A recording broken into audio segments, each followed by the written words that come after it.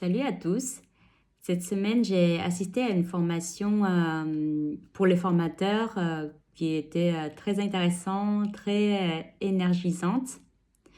Dans cette formation, à un moment donné, on a parlé comment définir des objectifs concrets, mesurables et que ce soit en fait facile à transmettre en action. Très intéressant. Néanmoins, ça a déclenché plein de réflexions en moi. En effet, de ce que j'ai remarqué, quand on définit un objectif, que ce soit personnel, professionnel, ou dans le cadre de nos actions en entreprise, si on est manager, si on doit collaborer avec les gens, souvent on oublie une pièce très importante, mais qui peut totalement changer la donne de la manière dont comment on va réaliser en fait cet objectif. Pour moi, c'est d'abord, même avant de définir un objectif, de regarder si cet objectif est en lien avec notre vision, nos valeurs, ce qui est de sens pour moi, pour nous. Et ça me fait penser à une notion que j'ai appris il y a 2 ans de John de Martini sur les valeurs. Pour John, les valeurs, ce sont des choses les plus importantes pour nous. Donc, ce sont des choses qu'on veut importer dans notre vie. Et donc, ce n'est pas des concepts comme la liberté, l'honnêteté, le courage, etc. Enfin, ce n'est pas des concepts qui nous suscitent en jugement de bien ou de mal. C'est vraiment quelque chose de très concret que la vie nous démontre telle qu'elle. Donc, comment savoir c'est quoi nos valeurs les plus hautes?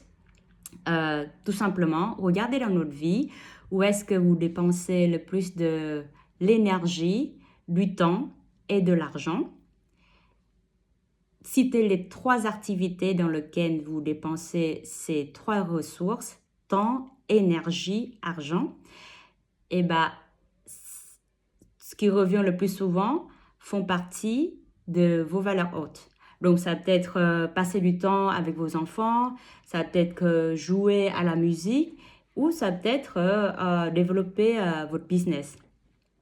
Et donc, le fait de connaître nos valeurs hautes, naturellement, si on travaille pour répondre à nos valeurs hautes, on va devenir naturellement très énergisé, très inspiré, très organisé, très discipliné. On va trouver la motivation à l'intérieur de nous parce que ce sont des valeurs qui proviennent de l'intérieur de nous. On n'a pas besoin d'une récompense, d'être apprécié ou d'être aimé pour répondre à nos valeurs hautes parce que c'est quelque chose intrinsèque. Et on est né avec ces valeurs hautes. Ça évolue en fait avec nos expériences de vie, avec notre éducation. Mais ces valeurs nous suivent depuis la naissance jusqu'à longtemps dans notre vie. Et quoi qu'on fasse, naturellement, spontanément, toutes nos actions aura entre guillemets, but pour répondre à ces valeurs hautes. Et même, en fait, ça influence la manière dont on regarde le monde. C'est presque comme des filtres dans lesquels on projette nos perceptions pour le monde. Prenons un exemple. Si je vais dans un restaurant et si je suis quelqu'un, si ma valeur haute, c'est d'apprécier la bonne bouffe, et ce que je filtre en premier, ce sera qu'est-ce qu'il y a dans l'assiette des gens ou comment je ressens en fait la bouffe. Mais pour quelqu'un qui valorise la décoration intérieure, la première chose que cette personne va regarder, c'est plutôt le mobilier dans ce restaurant. Voilà. On peut aussi prendre notre exemple si on va dans dans une librairie. Pour quelqu'un qui aime la bouffe, il va aller directement dans le rayon de cuisine, des recettes, etc. Pour ceux qui aiment le voyage, ils vont aller plutôt dans le rayon de voyage, des expériences, etc. Donc, du coup, pour moi, il est important de comprendre ce qui est nos valeurs hautes qui viennent de l'intérieur de nous et pour comprendre si un objectif fait du sens avec cela.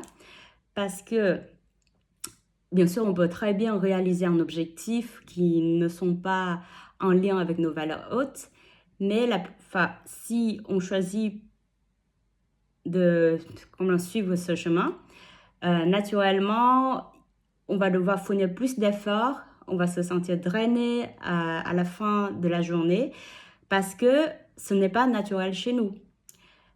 Donc, je ne sais plus qui a dit ça, mais si deux personnes courent dans la mauvaise direction, la première qui s'arrête sera la gagnante. Donc, pour moi, même si quelqu'un nous impose des objectifs, mais si cela n'a aucun sens par rapport à nos valeurs hautes, il est sage d'abandonner ou de l'ignorer. Voilà pour la première vidéo.